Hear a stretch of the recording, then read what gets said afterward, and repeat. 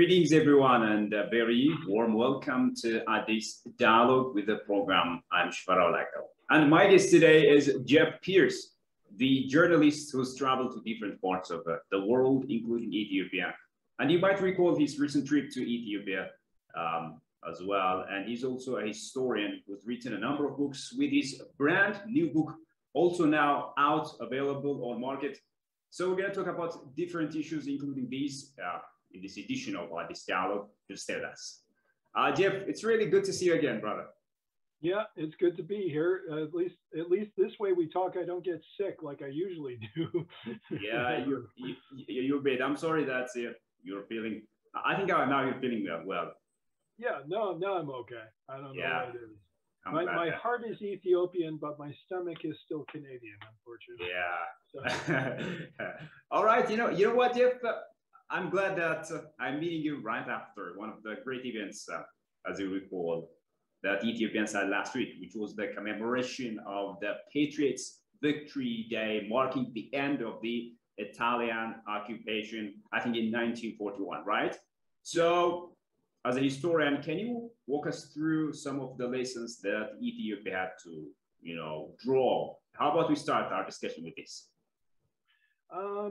Well, the thing is, I mean, we can even see a comparison between then and now, in the fact that in 1935, when the first crisis hit, you had one of the great powers, France, skulking around and behind the scenes and aiding the aggressor. And by this, I mean France under Pierre Lavelle, who would later be executed in a totally humiliating way, and he deserved it because he was on the side of the Vichy government, siding with the Nazis. This guy was helping Mussolini in terms of letting him get his way with the invasion. And in the same way today, we see the evidence is there for the US clearly trying to beat down its own ally and help a terrorist organization reclaim its power and its filthy, bloody reign of corruption for 27 years. So it's not a neat parallel, but as the saying goes, history doesn't repeat itself, but it can rhyme, it can echo. I mean, the fact of the matter is that you have to remember, of course, that Ethiopia in the end prevailed. Yes. It prevailed as it always has, and it always will. Because when you dig down deep into it, and even the ethnic federalism of the TPLF has done a lot to hurt the country. But scrape that away, you get the essence of a people who are united, who know who they are, they know they're Ethiopian, they have a huge identity of their own that is one that has a continuity of thousands of years. So that is unbreakable. So I go with whenever I see Patriots Day, I get very excited. And every time somebody comes out with new information, usually a story that I haven't even heard before, that maybe I didn't come across for my book Prevail. And I love that kind of stuff. I love learning new things in terms of that event. And that's why it should still be celebrated every year and will continue to be celebrated every year. So. Yeah, indeed. As a historian, I really want to hear your ideas about this as well. So let's also talk about the patterns. The West repeated over and over again, I think, through time. So what are some of the patterns that the West resorted to then, maybe as compared to current trends or new patterns that you see being applied while they are trying to interfere in the internal affairs of other nations? First, last, always is ignorance. There's always a tremendous amount of ignorance that's brought to this problem, even by those who, shall we say, want to be sympathetic. I am thinking of a certain liberal-minded reporter who is weighted in and who some people like. And this person went in, despite my advice, which was communicated third hand, to say, read books. And this person didn't.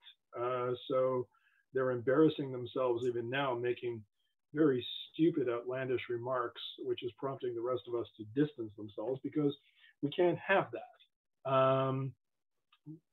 So there's an ignorance on the part of, there's always an ignorance on the part of Africa where it's like, oh yeah, we'll just go over there and wing it and not bother to learn, not bother to actually do any damn research, not bother to read a book. There's that. Then there's the usual lack of respect in terms of carrot and stick thinking. Just as before, in 1935-36, when the crisis was underway, those who read my book Prevail know this, is they would say, well, we'll give you this. I mean, that was the whole point of the Hoare-Lavelle plan. We'll give you this. We'll give you access to a railroad, but it won't connect up to Djibouti. And in trade, you give away 2/3 of your country. Yeah. Well, screw that. And the same thing happens now. You have Samantha Power, who is all for using U.S. aid and weaponizing it as a club for U.S. foreign policy. So there are incentives, and then there's a stick. And it's the same type of thing that goes, you can't live without us.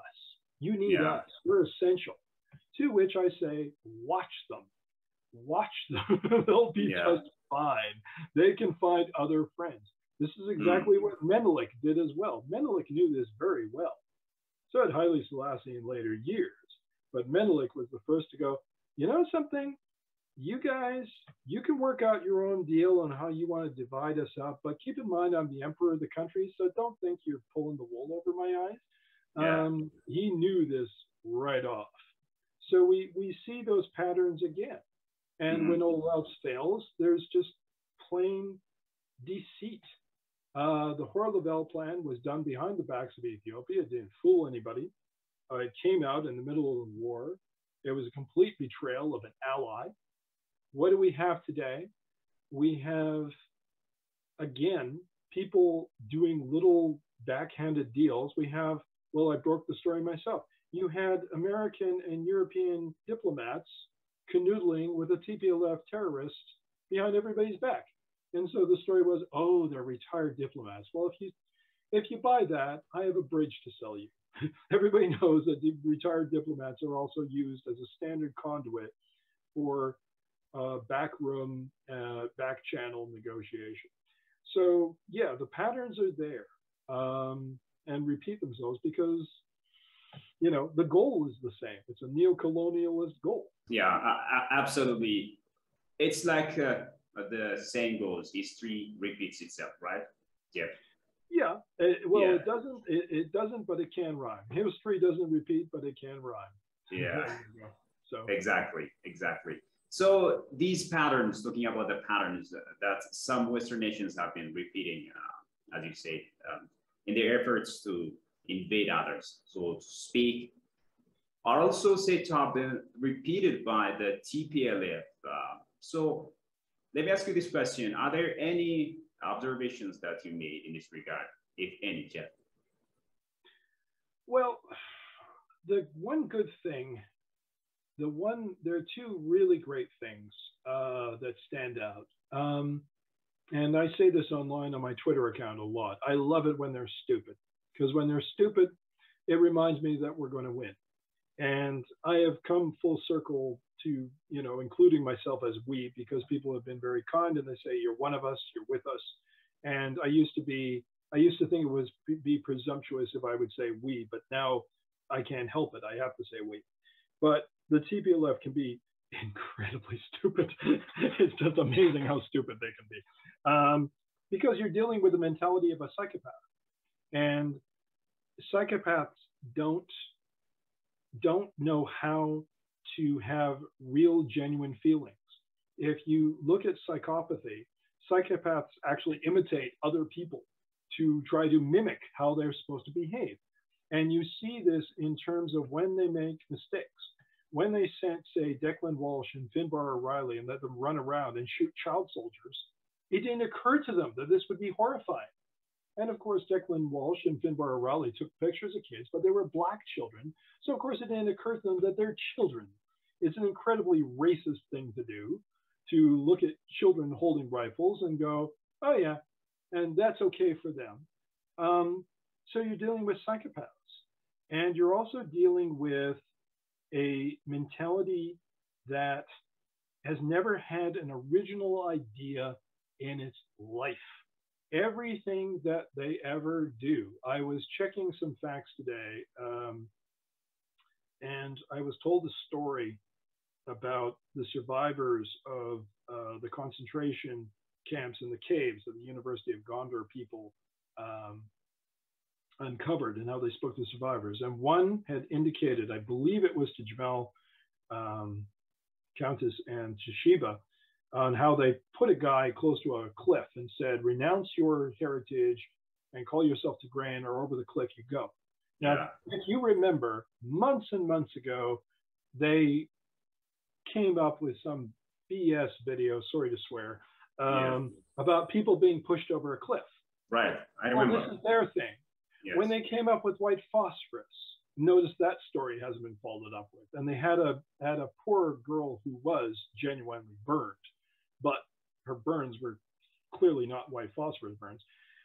The TPLF had been accused of using white phosphorus decades ago. They never come up with an original idea. It's always something borrowed from the past or somewhere else. And the third thing is these people don't read. They don't read books.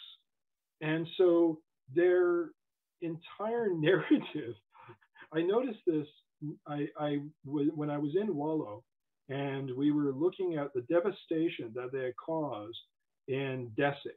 They had attacked the hospitals, they attacked the hotels, they attacked the universities. And there were on two instances, there were library complexes that they didn't touch because it didn't occur to them. Books didn't even register that they were valuable. And I looked at them and I went, this is how we beat them. They don't read. And they don't read.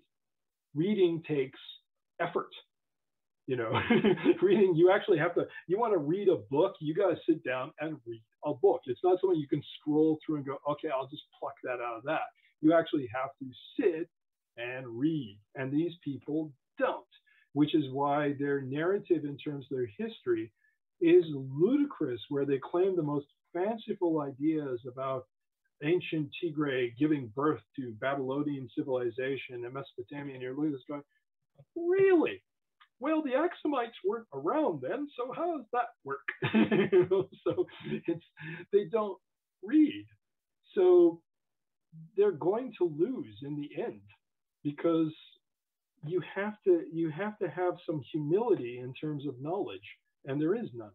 So you're dealing with, I've said it before, probably on your show as well, you're dealing with the equivalent of Nazis. Nazis didn't read either. They also burned books. So, you know, those are the observations I have of the enemy. Let me take you back to Ethiopian patriotism in the past, and let's take some time comparing them with the present. So I want to ask you this question as well. So in your view, what was Ethiopian patriotism like then, you know, as compared to now, especially following this ethnic-centered narratives and rules driven by the TPLF for close to 3 decades? Well, you know, let's be clear. Ethiopia did have its own ethnic divisions, and no one should be so foolish as to pretend that those didn't exist. As a matter of fact, here, I'll show you one of the sources that I use for Prevail. Hopefully you can see this. It's Ethiopia under Haile Selassie by Christine Sanford, and she was the wife of Sanford, who was one of the leaders in terms of the liberation for the British side. Now, this is a book which in some ways is overly complimentary towards the emperor, but is invaluable in terms of retracing the efforts to unite the patriots and work with the British in terms of the liberation campaign. And in it, Sanford was in charge of Mission 101, and he had to go around dealing with the different different patriot groups, which sometimes were attacking each other as much as the Italians. And Sanford said, you know, if you guys can just get it together and stick to the common enemy, and people have to remember, this is not unique to Africa. This is not unique to Ethiopia. This kind of division, even in a liberation movement, you had it in France, you had it in Europe. Often, in terms of history, we pair like with like. We say, well, let's look to other African contexts, but they never look to European ones. They never go, well, this is human behavior. This is how human beings behave. So let's pull a European example and go, oh, this is like that. You know, you had squabbles within the French resistance, and within coordinating that with the armies that were going to be landing at Normandy, and who was going to, you know, come first. If you do your history check, you find out that there was a big brouhaha and feud over the fact that they were going to let de Gaulle and his guys march first in the parade. So, I mean, this stuff is not unheard of. But getting back to the point is, you had those divisions within the Patriots even themselves, but everybody pulled together in the end. They worked together. What's more, it was a true Pan-African liberation. You had soldiers from the Gold Coast. You had soldiers from Nigeria. You had soldiers even coming from India. Now, these were colonial troops, you know, brought in by Britain. But keep in mind, a lot of people in the Gold Coast in Nigeria were rushing to try to help Ethiopia in 1935, and they weren't allowed. So there was a lot of motivation to help the liberation in 41. Now, if you're talking about the ethnic division today, yes, I will concede that there is a lot of, lately, there's a lot of backbiting and sniping across partisan lines, which is unfortunate. And I think it's a shame, when in fact, everybody should pull together for unity. And that's as far as I can say, because of course, I'm the Ferengi, I'm the outsider. My job is to make myself useful, is not to like say, well, this is this guy's fault. I'm not going to wade into that. I'm just going to say, you know, can we keep our eyes on the prize? And the prize is this TPLF, OLF Sheni, two psychopathic groups who are trying to tear the country apart.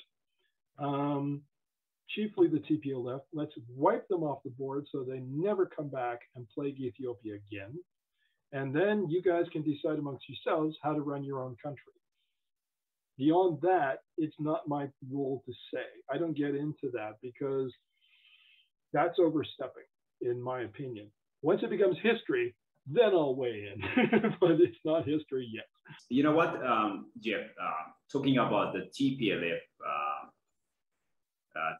is said now to have been gearing up to launching yet another attack on the government. So do you have any information that maybe you stumbled upon, you came across? What are some of your observations here? I don't have much that I can offer, simply because I don't think outside of Army circles and the intelligence, there's not much that anybody doesn't know. We know that they're still in Afar, even though they say they're not. They lie. Of course, they're still plaguing the Afar people who are completely innocent here and there. The word, as everybody knows, is that they're going to push for Wakayet again. And obviously, this is intended so they can grab Wakayet, and this is what sides do. Once they have the territory, and if there is any kind of negotiation, is, well, we're not going to give this up. Well, what they should know, and they should realize once and for all, is that the people in Wakayet are never going to let them have it. The Amhara in Wakayet are never going to let them have it. And if I had my way, I would be there lifting a weapon, not letting them have it. Because look at what the University of Gondar researchers have found. You know, you have got to be really demented to carve into stone and rock, you know, the equivalent of cells and enclosures, to dig pits, to put people in and leave them in for months on end. Who the hell would want that again in their backyard? No, you cannot have it ever again. And so we're all expecting that big push. Contrary to the bickering that's going online, I've been told by reliable sources that units are still there in terms of the NDF holding the positions. Some Fano have gone back because these guys got to work. These guys got to make a living and supply their families. And this is being misinterpreted in some quarters as Fano is being sent home. Well, no, they're not. These guys also got to live and support their families.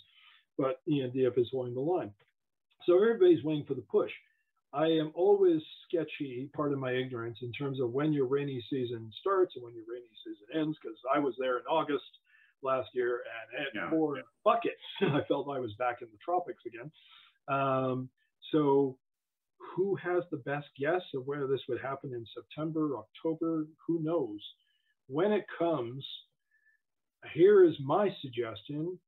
I would make sure that you have live remote trucks sitting on the dam border and shooting footage, because the first thing they're going to do is they're going to send children, and they're going to send people as human shields, and they're going to do it. And you should take this footage as for the historical record and show it live. And yes, there's a danger, but please take the risk, because the world has to know what these guys are capable of. They have to see it for themselves. We have to finally wake up the world and make them realize you are dealing with an army of psychopaths who will put children and, you know, whoever else they can get as human shields in the way and send them out first. You know, that's what's coming. Yeah. And the irony is, Jeff, that this is going on against the backdrop of efforts of this humanitarian truce and aid. So does this beg maybe the question as to whether or not the TPLF is to be trusted with the humanitarian truce? Well, of course they can't be trusted. No, flat out no. In the history of humanity, there have been certain terrorist groups that have gotten their way, that's hung in. The IRA is freedom fighters to some. They're also a terrorist group that killed innocents. They got their way in the end. They managed to get, you know, there was finally negotiation for Northern Ireland to get the peace. But they pushed and pushed and hung in there. There are other terrorist groups that, you know, hung in. The Taliban got their way, for crying out loud. Do you want to give in to a terrorist organization? Because this is a shark that will never stop being hungry. Once you give it something, it will never, the hunger doesn't end. It goes, yeah, well, that's yummy. I want some more, please. You know, as much as it's a historian's argument whether there was ever a push for secession versus return to controlling the whole country. But come on, common sense dictates, if you can get your hands on the whole country, why wouldn't you? Why would you go all the way down to within, what was it? How many kilometers away from Addis? There was no need for that. If you're a secessionist, if you want secession, you don't need to go all the way to try to get Addis for that. So this is always about how much can we get away with and how much can we take. And everything of what we know shows that if you appease this, if you flatter this, if you give it a morsel, they will bite your arm off. They'll bite your leg, and then they'll say, oh, we'd like that other one, please, that you have. That looks juicy on the side. So no, don't ever, ever, ever give in. Don't give them anything, you know, never. And what's more, if you do, this is a complete betrayal of the innocent Tigrayan people who we now have confirmed are living under a brutal, brutal regime, you know. And Professor Ann Fitzgerald's research confirms once and for all, these people don't want them. So you are going to have to press on and liberate Tigray now. You know, it's not about any more protecting the rest of Ethiopia from, the TPLF and Tigray. Now you got to go liberate Tigray. I'm sorry, but it's necessary. As we speak, Ethiopia is also in the midst of other challenges and threats, as you know, including the bills, the HR 6600 and S 3199 bills. Despite the fact that they have been postponed, there's still this danger lurking out there, with the potential that the United States of America can pick them up at any time and apply them. So, as a journalist closely following new developments in Ethiopia, what is your maybe advice to Ethiopians? What to do and what is expected, and what do you see as a historian as well? Well, this is the big problem. I mean, when it comes down to it, left to its own devices, Ethiopia could clobber the TPLF and be on its very way and go on to develop, and things will have been sorted. Have the US and Europe, the EU rather, and the UN not collaborated with the terrorist group and intervened on their behalf. And so what you have with these two bills is a form of economic terrorism, in my opinion. As I said earlier, Samantha Power is using US aid as a club for foreign policy, which is not what aid is supposed to be.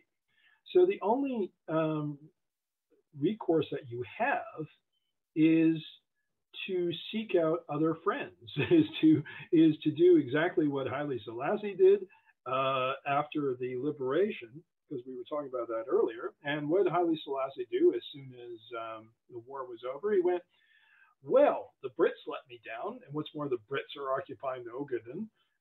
Let's go talk to the Americans. And that's how you ended up with the Americans breathing down your neck, and the emperor was quite clever in sort of keeping them at a distance to an extent. But ultimately, of course, he was murdered by the Derg. And then when the TPLF came in, they had the US overlook their transgressions, and the US is quite content to put a bunch of psychopaths back in power. So what recourse do you have? Get new friends. Ages ago, probably in an interview with you and probably in interviews with others, I said, I cannot stand Vladimir Putin. I hate the guy. I detest him.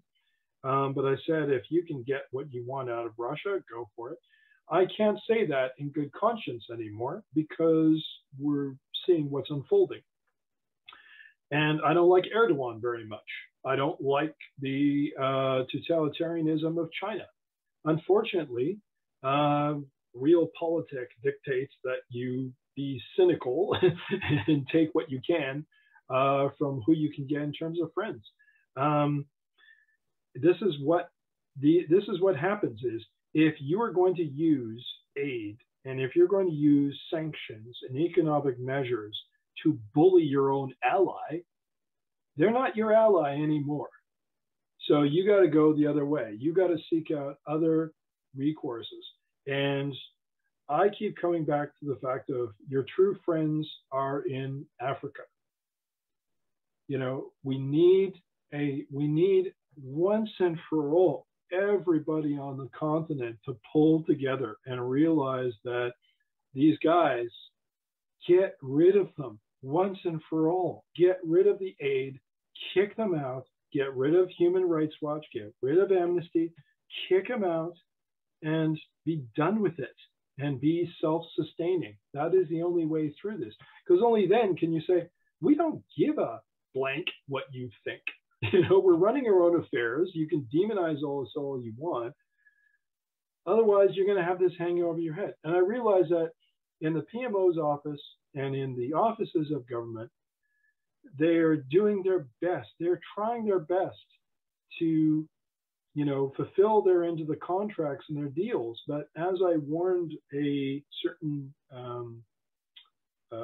emissary of the Ethiopian government months ago, they're not your friends anymore. They're not your ally anymore. You guys got to wake up to that. They are not your ally. They're treating you like the enemy. You're going to have to, you're going to have to go find new friends. Internally speaking, Ethiopia, I'm sure you've heard about this. Ethiopia is also gearing up towards its first ever inclusive all-inclusive national dialogue as part of the efforts to create, consensus, solidarity among Ethiopians. So, as a journalist following new developments in Ethiopia, Jeff, can you tell me some of your views about the upcoming national dialogue, after institutionalized ethnicity rule being driven by the TPLF for so many years? Normally I wouldn't comment on this because I tried to make it